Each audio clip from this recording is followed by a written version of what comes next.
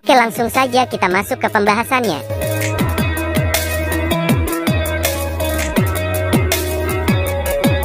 Pada saat ini, dunia Tensura kembali dihadapkan pada teror yang pernah dirasakan sebelumnya, yaitu teror dari sang naga wibu Veldora Tempest.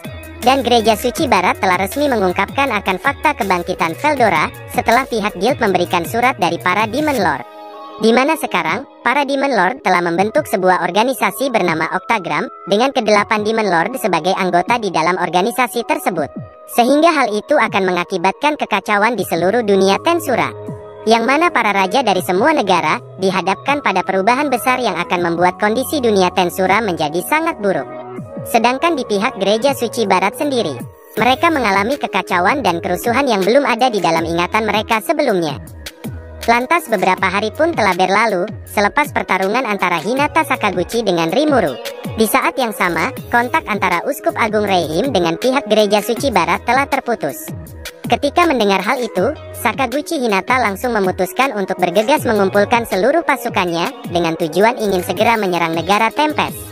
Namun pihak Gereja Suci Barat segera mencegahnya, dengan alasan memerintahkannya, agar menjaga katedral di kota suci Kekaisaran Suci Ruberion. Menurut pihak dari Gereja Suci Barat, untuk saat ini kekuatan yang dimiliki Hinata belumlah sebanding dengan kekuatan yang dimiliki Veldora. Dan jika Hinata ingin menghancurkan negara Tempest, kemungkinan besar hal itu bisa berhasil ketika Rimuru dan Veldora sedang tidak berada di sana. Namun, hal itu pastinya akan memancing reaksi dari kedua orang tersebut. Kemudian, jauh di sebelah barat negara Tempest, yaitu tempat berdirinya Kekaisaran Suci Ruberion. Di sana terdapat sebuah kota yang diselimuti oleh cahaya, yang mana di kota itu selalu dilindungi oleh penghalang suci yang juga merupakan pertahanan tertinggi di negara tersebut. Selain sebagai pertahanan tertinggi untuk mencegah para musuh menyerang dan memasuki kota, penghalang itu juga dapat menghalangi sekaligus mengatur cahaya matahari yang masuk, sehingga dapat otomatis menghasilkan tingkat cahaya sesuai kebutuhan orang-orang di Kekaisaran Suci Ruberion. Jadi pada waktu siang hari, sinar matahari akan lebih terang dari biasanya, sedangkan untuk malam harinya akan lebih redup dari biasanya. Dan hampir sepanjang tahun suhu di dalam penghalang itu dapat selalu terjaga secara teratur, sehingga dapat menghasilkan musim panas yang lebih dingin dan musim dingin yang lebih hangat. Alhasil lahan pertanian di negara tersebut dapat menghasilkan tanaman musiman di setiap waktunya. Di kota Utopia, para penduduknya tidak perlu khawatir tentang masalah persediaan makanan, pendidikan bagi anak-anak mereka, dan setiap orang dewasa selalu diberikan pekerjaan. Itu semua dapat terjadi dikarenakan setiap perilaku dan kegiatan dari individunya sudah diatur oleh hukum dan ketertiban di negara tersebut, sehingga rakyatnya dapat hidup secara teratur. Lantas sehari selepas diadakannya pertemuan Walpurgis, pemimpin terkuat dari Kesatria Suci Gereja Barat, yaitu Hinata Sakaguchi sedang berjalan menuju katedral yang berada di kota suci, yang mana juga merupakan ibu kota dari kerajaan suci Ruberion, yaitu kota Lune. Di mata seorang Hinata Sakaguchi, negara Ruberion adalah sebuah negara impian bagi semua umat manusia di seluruh dunia Tensura, yang mana di tanah itu memiliki kekayaan yang melimpah dengan rakyatnya yang tidak pernah merasakan kelaparan. Bahkan tidak ada satupun pengemis yang terlihat di pinggir jalan kota negara Ruberion. Dan yang paling penting, yaitu di mana semua rakyatnya dapat hidup dengan damai tanpa adanya peperangan, dan menjamin kebahagiaan dari setiap warga negaranya yang hidup dan bernafas di negara Ruberion. Hinata memiliki sebuah impian, yaitu ia ingin menciptakan sebuah dunia, di mana suatu makhluk yang memiliki kekuatan, tidak memangsa makhluk lain yang lebih lemah hanya untuk dapat bertahan hidup. Namun amat disayangkan, kenyataan yang ia lihat sangat berbeda dengan apa yang ia impikan.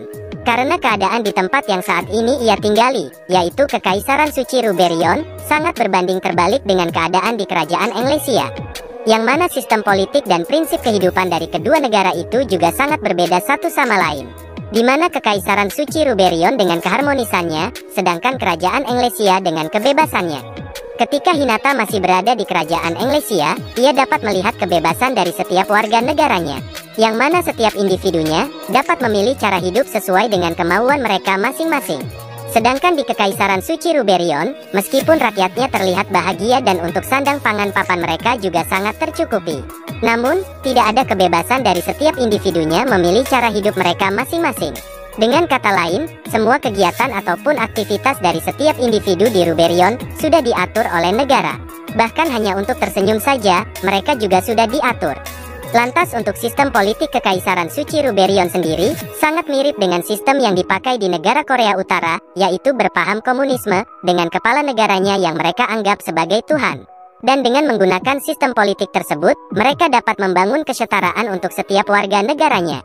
Di sana juga terdapat suatu organisasi yang mewakili keputusan dari Kaisar Suci pemimpin Kekaisaran Suci Ruberion, yaitu organisasi yang diberi nama Kepausan. Yang mana hal itu merupakan solusi untuk menangani masalah tersebut. Kepausan sendiri dapat didefinisikan sebagai eksistensi tertinggi yang ada sejak awal terbentuknya Kekaisaran Suci Ruberion, di mana mereka memiliki tugas untuk menangani masalah-masalah seperti menjadi diplomasi dengan negara-negara lain. Namun di mata sang penguasa Dewi Ruminas, derajat ataupun kelas mereka setara dengan rakyat biasa, dan hal itu sudah diterapkan sejak zaman dahulu. Coba aja Ruminas Valentine bantai para koruptor di Indonesia, pasti kelar masalah korupsi di Indonesia. Kembali ke cerita. Alhasil pada awalnya, Hinata sangat setuju dengan ajaran dari Gereja Suci Barat, yaitu menerapkan konsep keadilan sebagai kepercayaan bagi seluruh penganutnya.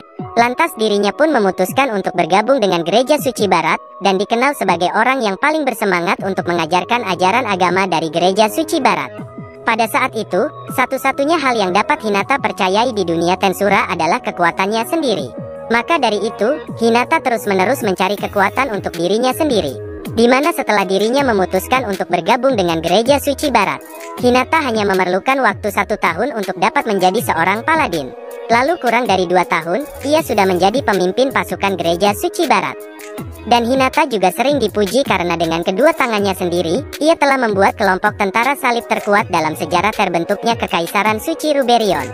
Namun setelah semakin tinggi jabatan yang ia peroleh, semakin terkuak sisi lain di balik Gereja Suci Barat. Hingga pada akhirnya, Hinata menemukan sebuah fakta dari kebusukan ajaran Gereja Suci Barat.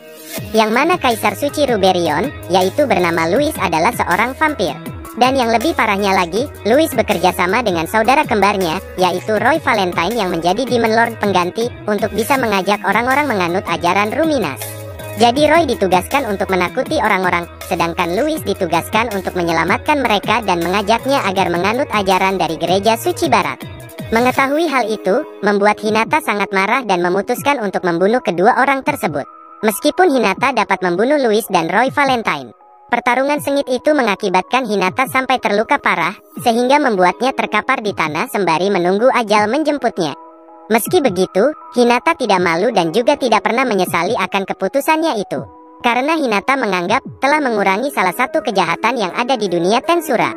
Tak berlangsung lama, datang seorang gadis muda dengan rambut berwarna perak, dan kedua bola matanya memiliki warna yang berbeda, yaitu merah dan biru yang bersinar sampai membuatnya ketakutan. Serta aura kehadirannya jauh melampaui kedua orang yang baru saja ia kalahkan. Gadis itu adalah sang ratu mimpi buruk dan penguasa malam, yaitu Demon Lord Ruminas Valentine. Kemudian, Ruminas langsung membangkitkan kembali Louis dan Roy Valentine yang sudah dibunuh oleh Hinata, sekaligus ia juga menyelamatkan Hinata dari kematian. Saat itu Ruminas mengatakan, kalau pandangan Hinata tentang keadilan hanyalah memberantas kejahatan adalah suatu kesombongan semata.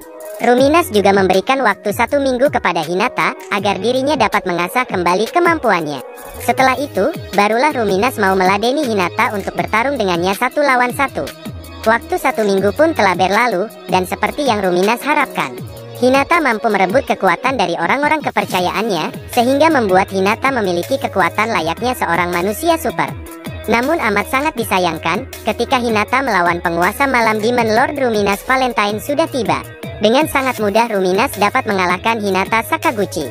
Dan di saat itulah, orang pertama yang dapat mengalahkan Hinata adalah Ruminas Valentine. Kemudian sejak saat itu, Hinata bergabung ke Gereja Suci Barat dan menjadi kesatria terkuat sekaligus tangan kanan dari Demon Lord Ruminas Valentine. Namun bagi Hinata, keberadaan Ruminas sendiri merupakan hal terpenting bagi dirinya. Yang mana kehilangan Ruminas merupakan akhir dari tujuannya, yaitu membuat masyarakat yang adil dan setara. Dan jika Ruminas menjadi musuh bagi umat manusia, Hinata bertekad untuk langsung membunuhnya. Meskipun Hinata tahu, kekuatan yang ia miliki masih jauh dari sang ratu mimpi buruk dan penguasa malam Demon Lord Ruminas Valentine, ia bersumpah akan tetap membunuhnya.